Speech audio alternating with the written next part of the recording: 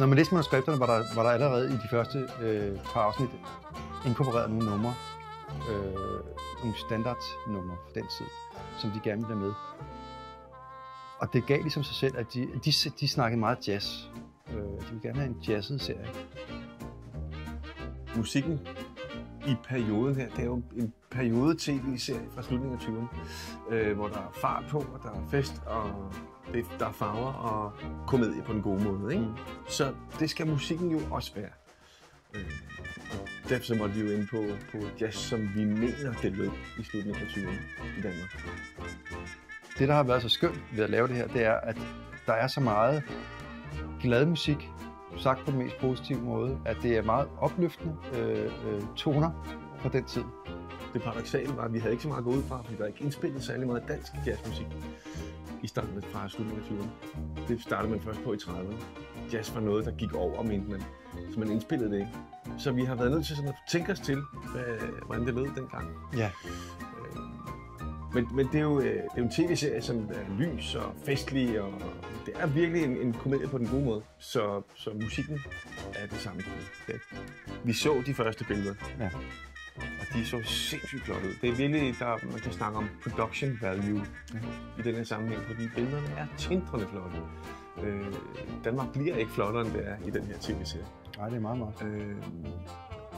Og skuespillerne spiller larger than life. Der er virkelig knald på. Og larger than afterlife også. Ja, det er meget, meget langt væk fra naturalisme, ikke? Så vi tænkte, at det kunne være, at musikken skulle nedtones lidt i virkeligheden, og bare komme ind en gang imellem og sige, vi er i 20'erne, og der er tryk på. Ja. Men det viste sig bare, at det flyttede ikke nok luft.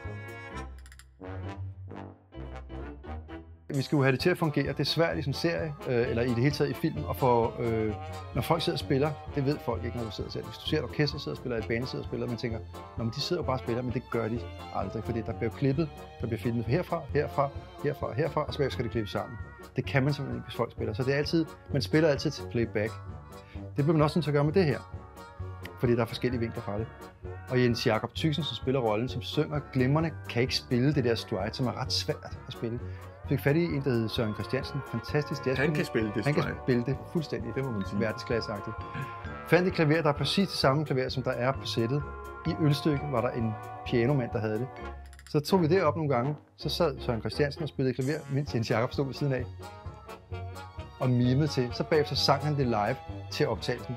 Og så sidder han sådan her og har lært tingene, ikke? Det var ret interessant faktisk, og det fungerer sindssygt godt. Og det er sådan noget, der kan være virkelig besværligt sådan efterarbejde, når man skal have det til at virke, ikke?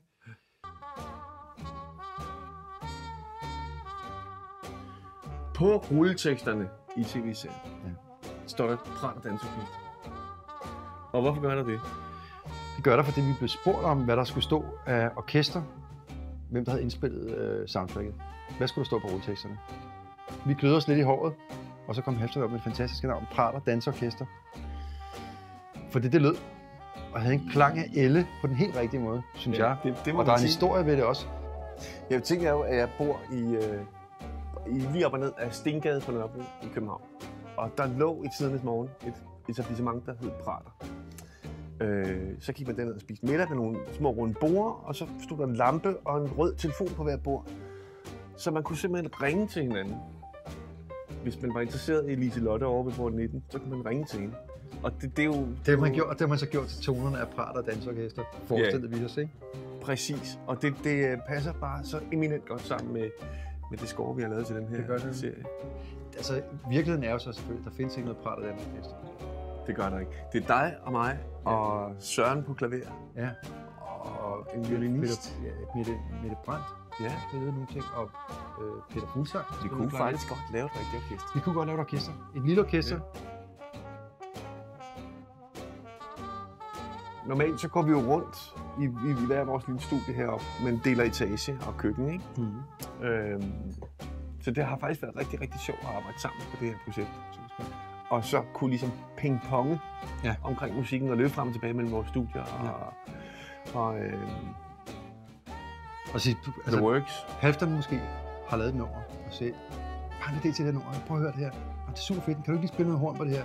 Jo, så spiller jeg noget trompet ind på det, får han tilbage. Fedt.